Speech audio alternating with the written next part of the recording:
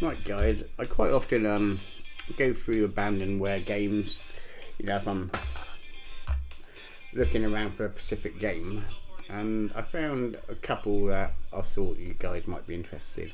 Abandonware are perfectly legal to download. There is a couple you can, if they're still up for sale, you can't. But Abandonware means that all the copyright materials, the publishers, it's all dissolved, and there's no copyright still available on that game, because some expire after a certain amount of years. So this has no copyright, but you still have to ask me for the link, because I actually got a copyright strike for this once on my old channel, but because YouTube don't know the rules. But this one's perfectly legal to download, install. I'm going to show you how to install it, because this one does not run standalone. You have the actual game, which is an ISO file, ISO, Q files, bin files. These are a virtual disk image. So instead of having a physical disk, you have a virtual disk. And I always use Daemon Tools, which is a virtual CD, DVD, Blu-ray drive. If I go into my computer, this one is actually a virtual drive. It's not a real drive, it's software based. So once you've installed that, it is a free program. Then you just double click on the ISO, and you see Blu-ray disc is in the drive, which is here. On this is quite an old game, and you need a serial key. This is how we done it in my day and age. So you had to put the serial key in to register that the game was legit. But as it's Abandonware, it's perfectly legal to do. So I'm going to double click on the installer. Go to next. On this one you've got to scroll all the way down. Accept the terms and conditions. Next. And here you got to put in your CD key. So you can even do Alt C, then Alt V. Oh no, it won't let me do it. So I'm going to right click.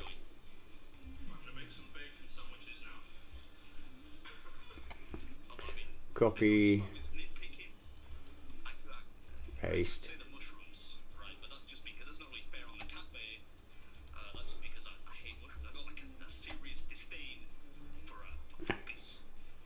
On Windows 7 you could just copy the whole line and then paste it in and fill up all the gaps in one go.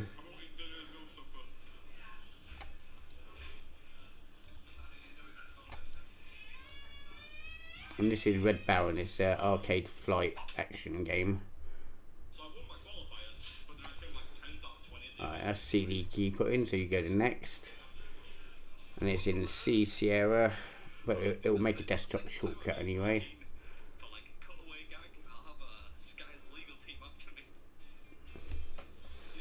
It's quite a small game, but it still doesn't look too bad for a small game. So you don't want to register, you don't want to read the README, so then you go to finish. So now what we do, right click, open file location. In here you got your no CD, so you can just copy and paste, or just copy it across. Replace the file in the destination. Continue. Right, so now we can eject the disk, so you just go right click, eject.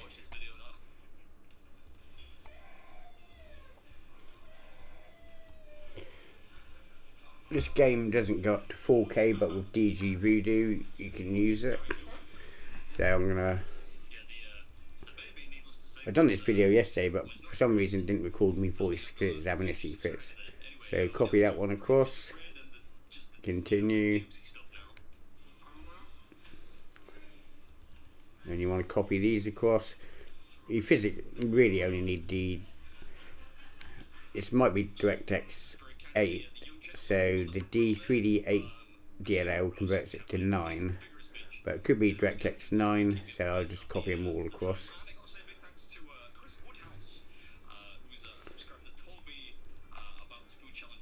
Right, so now that's copied across.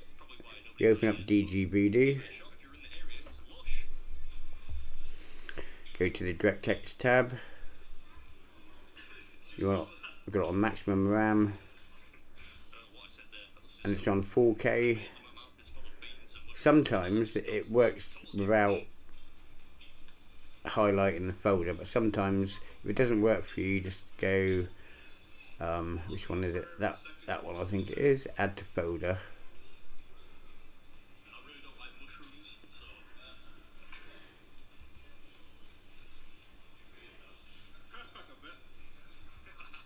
There you go.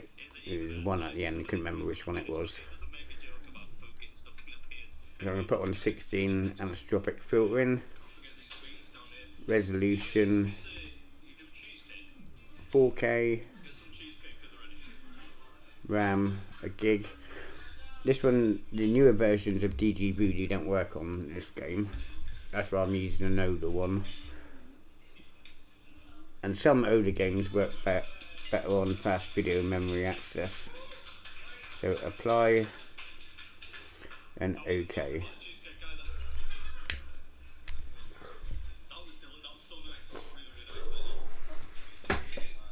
Now we should be able to start the game. More info, run anyway.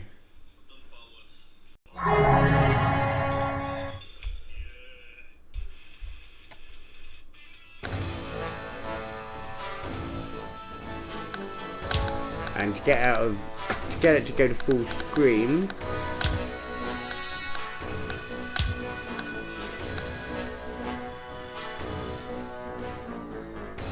oh, maybe I don't need DG Voodoo. Oh, I think I did actually, because yeah, I did, because what happens, it stays at this resolution. So, but if we go to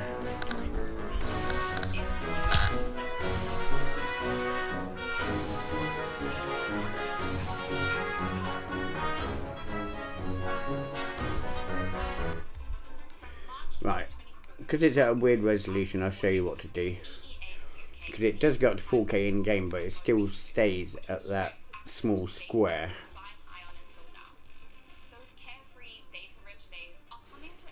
Oh, I can't turn down the bloody sound. Might be able to if I open volume mixer. See if I can get to it in game from there.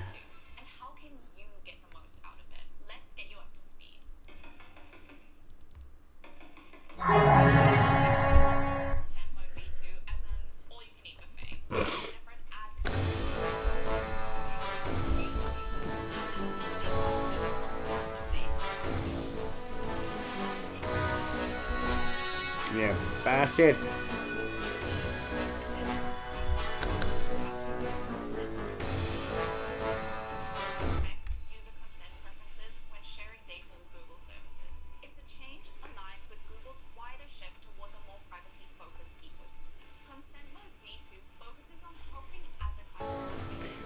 Right, to get it to go to full screen, sorry about that guys, it's just having a twat ass bit with the sound.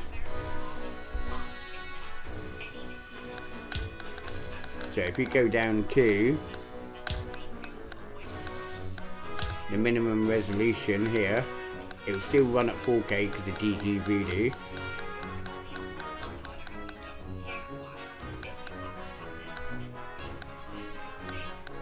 Apply changes. There you go.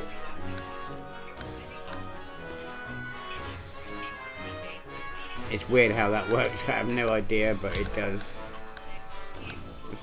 See what I mean? Sometimes you just gotta piss ass around with games to get them to work properly.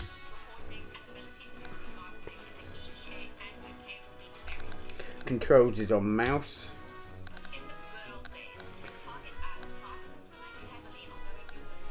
but I don't like accelerate and brake on. I'm going to change chat to all because you don't need that. So throttle up, W, throttle down, S. I don't know if that'll actually work on my mouse. No, it won't.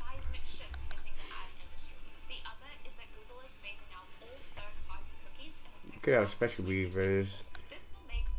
E. What special move is? It's not actually a special move, it just turns you around really quick. But it's actually quicker to do it with a mouse.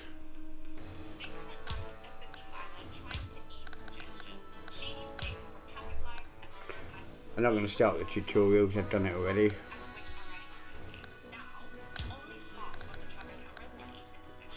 Right. Now that's done, I'll show you how to put on reshade.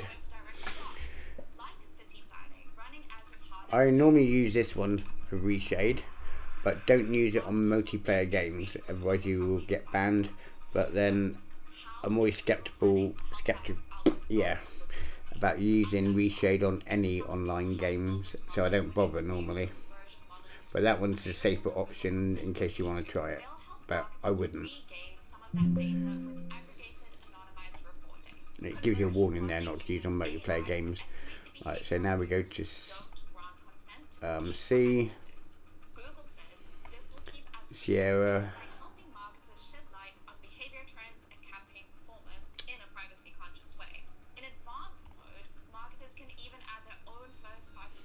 to see where it is. C program files x86.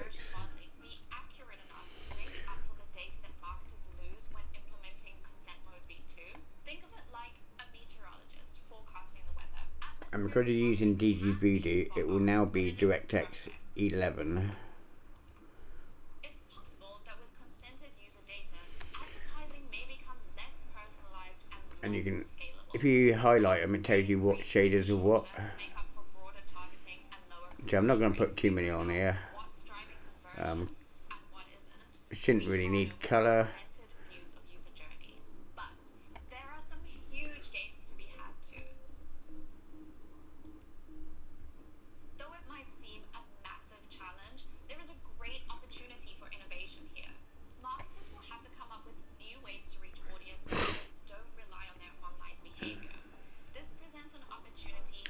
Well, just what you do, you untick the ones you don't want.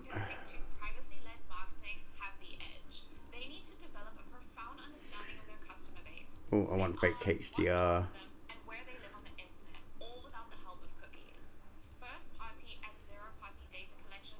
You want to keep split screens that you get before and after effects, so you can split the screen, so you have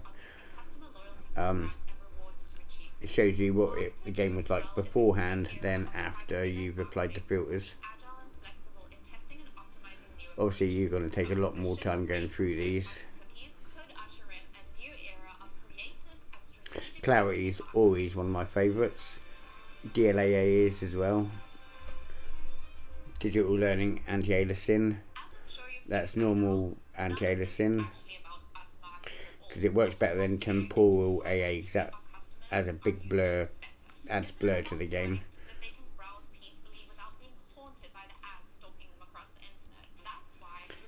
Hole filler is a good one. If you've got shimmerings in your graphics, like in the grass and that, and trees, that does help fill in the little holes where it can make it look better.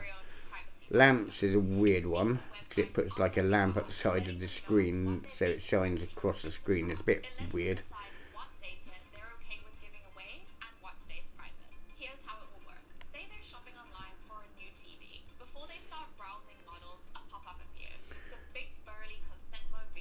Alright, now we'll start the game again.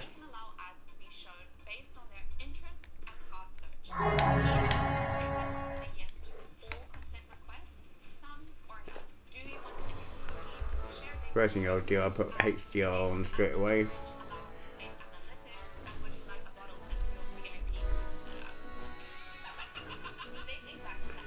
And sometimes levels can make it look a bit better. MXAO adds like shadow to the game. Let's see if we got depth. Depth is a measurement Nothing at the moment, but we might do in game. Depth is an effect where if you add light into the game, it knows the depth of the objects that are around it within the actual screen space.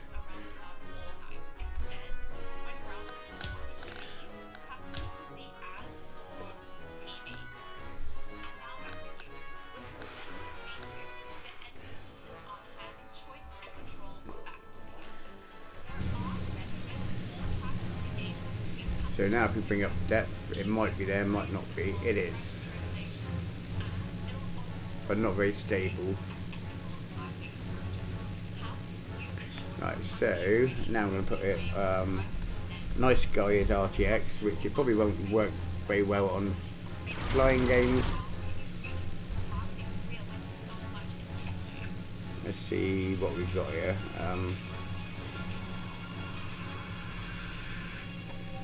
To see the actual depth of where the lighting is going to be, there you go. You can see where the lighting is. It won't work very well on flying games. So you can add lighting to it with the sliders. But to be honest, probably on this game you're not gonna really need it. Oh shit.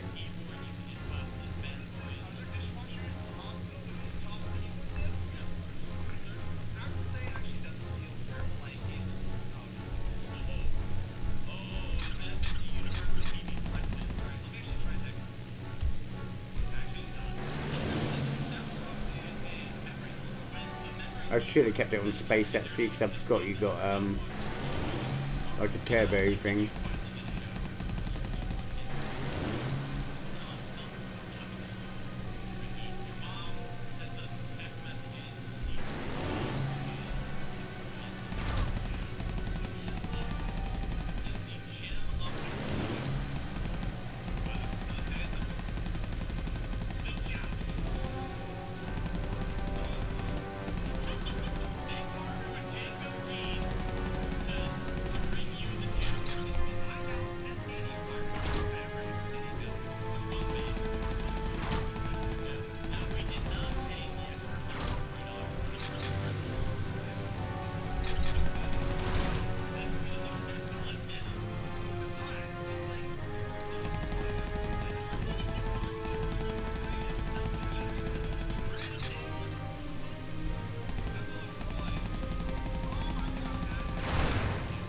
And these you can pick up your ammo and stuff. That refills your ammo, that one.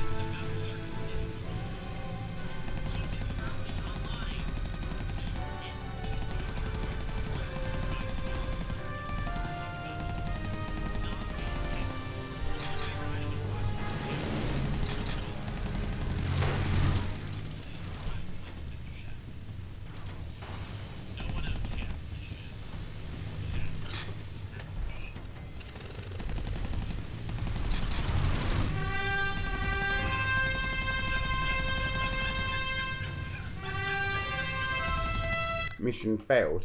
You bastard. I'm gonna take off that. I can't see the crosshair very well.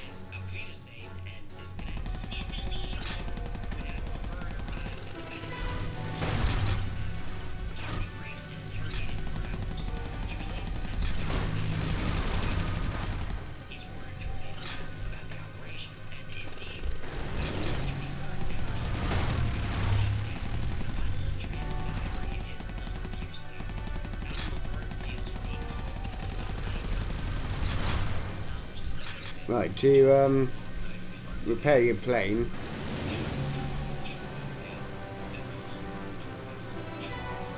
you've got to go through the health bars.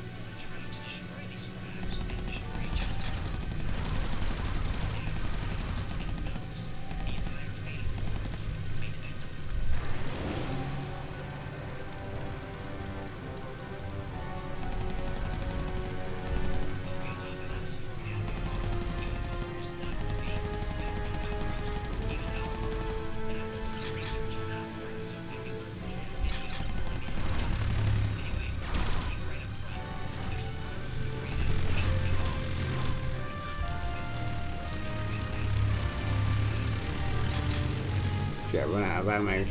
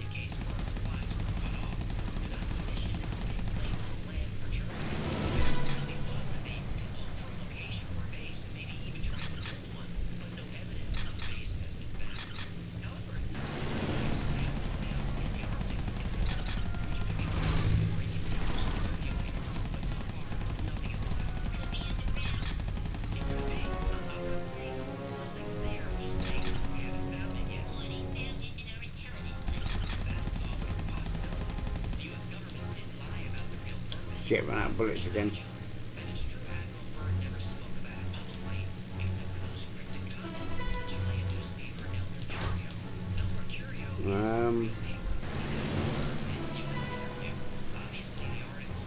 Go on.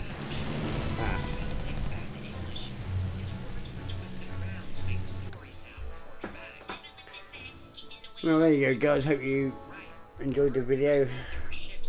And just Send me an email if you want it. Cheers.